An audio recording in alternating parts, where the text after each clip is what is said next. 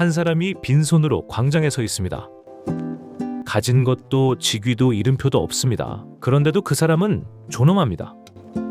인권은 원래 사람이 가진 무언가가 아니었습니다. 사람을 둘러싼 보호의 울타리였습니다. 인권은 사람이 사람이라서 받은 보호. 그런데 오늘 인권은 점점 다른 의미로 바뀌고 있습니다. 받은 보호가 아니라 요구하는 욕망입니다. 그러다 보니 한 사람의 권리가 다른 사람의 권리를 침묵시키는 일이 생깁니다. 여러분, 인권이라는 단어, 어쩌면 우리가 다시 들여다봐야 할 때입니다. 오늘날 인권이라는 단어 앞에는 자주 작은 형용사가 따라붙습니다. 바로 새로운입니다. 새로운 인권. 1948년 이후 권리의 수는 폭증해 왔습니다. 오늘날 권리는 첫 번째로 갈등을 만들어 냅니다. 한 사람의 표현의 자유가 다른 사람의 상처받지 않을 권리와 부딪힙니다. 어느 쪽이 이길까요? 더 약자라고 여겨지는 쪽입니다. 그래서 권리는 점점 무기가 됩니다. 다른 권리를 침묵시키는 도구입니다.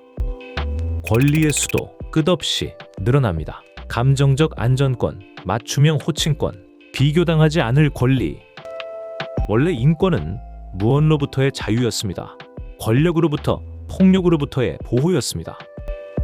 지금 인권은 무엇을 받을 자격이 되었습니다. 누군가가 채워줘야 할 욕구가 되었습니다.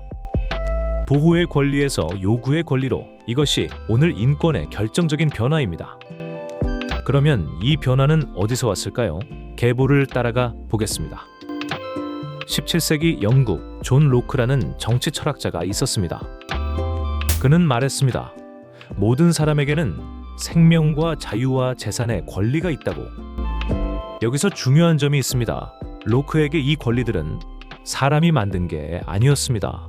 하나님이 새겨두신 것이었습니다. 그래서 어떤 정부도 그 권리를 빼앗을 수 없었습니다. 권리는 받은 것이지 정부가 준 것이 아니기 때문입니다. 이 사상이 18세기 미국과 프랑스 혁명을 거쳐 1948년 세계 인권 선언이 됩니다. 1948년 모든 사람은 태어나면서부터 자유롭고 존엄하다.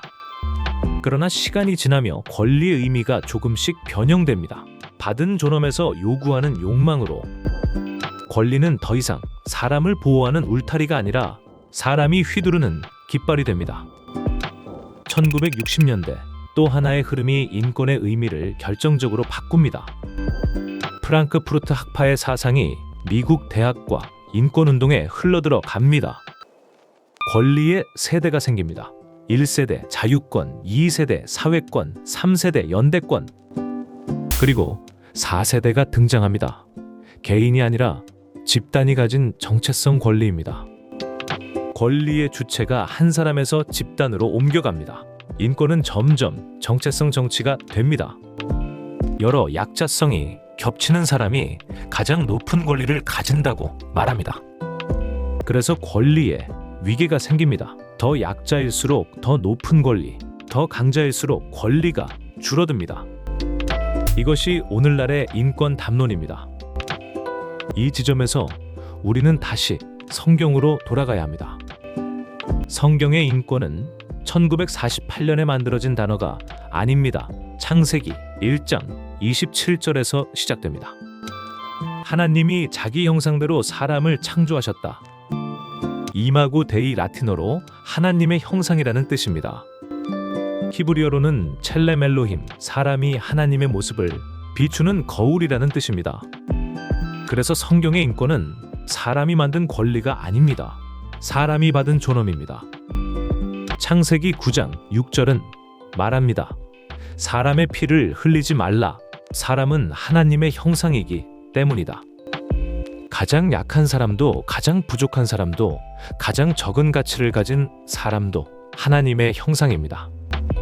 그래서 인권은 사람이 정의한 권리가 아니라 사람에게 주어진 존엄입니다.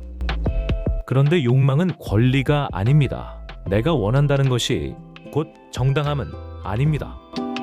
받은 존엄을 지키는 자유와 가지고 싶은 것을 얻는 자유는 다릅니다. 이것이 성경적 인권과 오늘의 인권이 갈라지는 지점입니다.